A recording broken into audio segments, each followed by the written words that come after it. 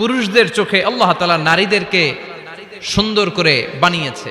নারীদের সৌন্দর্য দেখলে পুরুষ পুলকিত হয়, এজন্য পুরুষের জন্য স্পেশালি আল্লাহ তাআলা জান্নাতের ভিতরে হুরুল জান্নাহ রেখে দিয়েছে।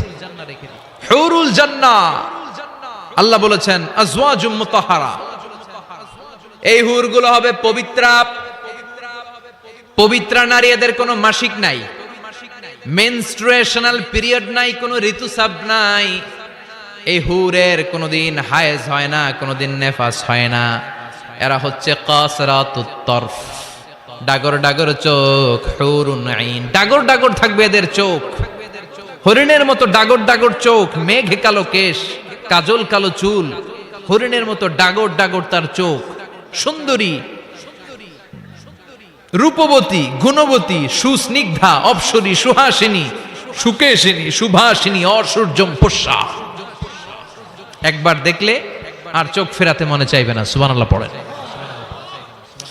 আল্লাহ বলেন আনশাআনাহুন্না ইনশা, আমি স্পেশাল ভাবে তাদেরকে তোমাদের জন্য বানিয়েছি। বছরের পর বছর, লক্ষ কোটি বছর তারা জান্নাতে তোমাদের জন্য অপেক্ষায় আছে। লাম ইয়াতমিসহুন্না ইনসুন ক্বাবলাহুম ওয়ালা জান, কোন মানুষ কোন জিন ওই হুরদের গায়ে কোনদিন টাচ করে নাই। সুবহানাল্লাহ। ইনট্যাক্ট হুর, কেউ তাদের গায়ে টাচ করে নাই। এত সৌন্দর্য তাদের দেহ বেয়ে পড়বে, তাদের দেহের দিকে তাকালে মাসলের ভেতরে, মাংসপেশির ভিতরে যে রগ আছে, রগের ভেতরে যে রক্ত চলাচল করে, এটাও বাইরে থেকে দেখা যাবে। হাড্ডির ভেতরে যে মগজ আছে, অস্থি আছে, এগুলো যে নাড়াচাড়া করে, দূর থেকে নজর করলে সেটাও টের পাওয়া যাবে। চিল্লায় পড়েন আল্লাহু আকবার। ওই হুর পেয়ে আমরা খুশি না বেজার?